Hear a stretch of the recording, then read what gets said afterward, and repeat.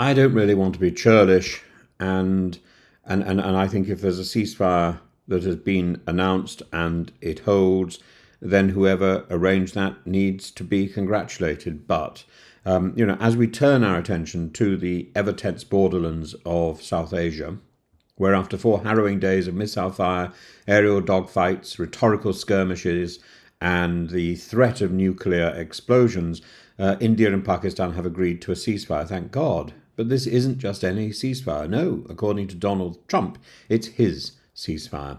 Announced with typical fanfare on his Truth Social platform, the President of the United States declared that peace had returned to the subcontinent thanks to a long night of talks mediated by the United States.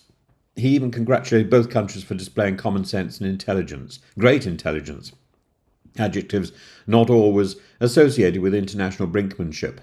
The roots of this crisis lie in the April 22nd attack in Kashmir, where 25 Indian civilians and a Nepali tourist were killed in what India called a jihadist operation backed by Pakistan.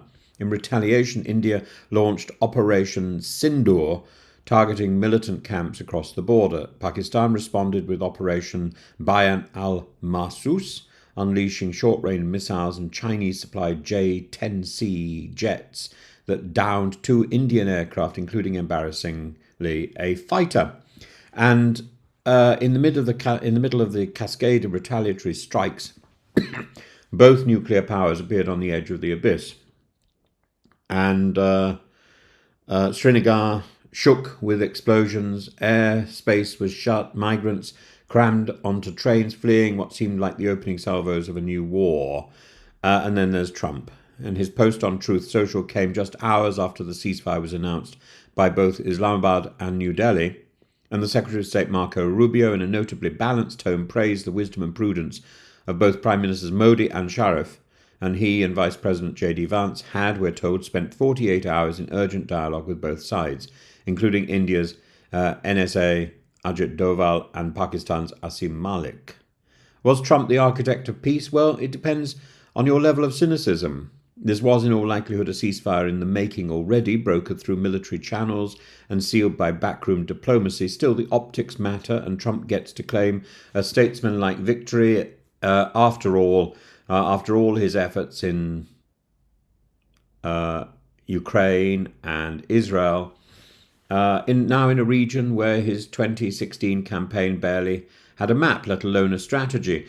There's no denying the choreography of this ceasefire. Both India and Pakistan can sell this to their domestic audiences as victories. India struck back after a terror attack. Pakistan defended its sovereignty and, with help from Chinese air tech, brought down high-profile Indian jets. But beneath the choreography lies choreography's arch-nemesis, reality. And even as the ink on Trump's digital boast was still drying, shelling resumed across the line of control. Explosions rattled Jammu and Srinagar, and the Indus Waters Treaty, once the region's water-sharing backbone, remained suspended. And India has made it starkly clear any future terror attack will be treated not as a crime, but as an act of war. There's a dragon in the room as well, Beijing. China's involvement in Pakistan's military operations, particularly the use of the PL-15 air-to-air missiles and the J-10Cs, has sent a message not just to New Delhi but to Washington. Chinese defense stocks are soaring, and their weapons now have proven themselves against Western-made systems like the Rafale. This was not just a subcontinental flare-up, it was an arms fair in disguise, and Trump's declaration of peace, then, can also be read as a bid to assert American dominance in a region where China is increasingly the key player.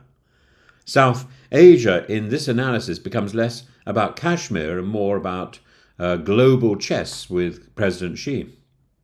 The ceasefire's announcement arrives as Trump reportedly finalises a peace plan for Gaza and as European leaders urge a 30-day ceasefire in Ukraine.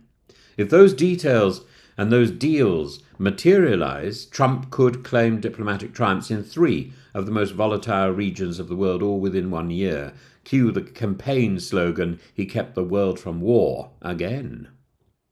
But let's be clear-eyed.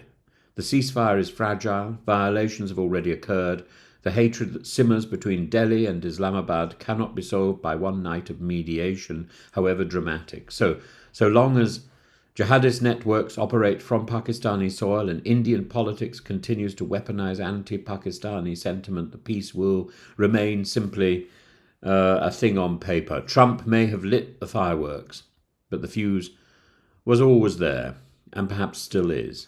And who knows how this one plays out? But if things can be brought under control so quickly, then maybe things can be brought under control more effectively in the long term.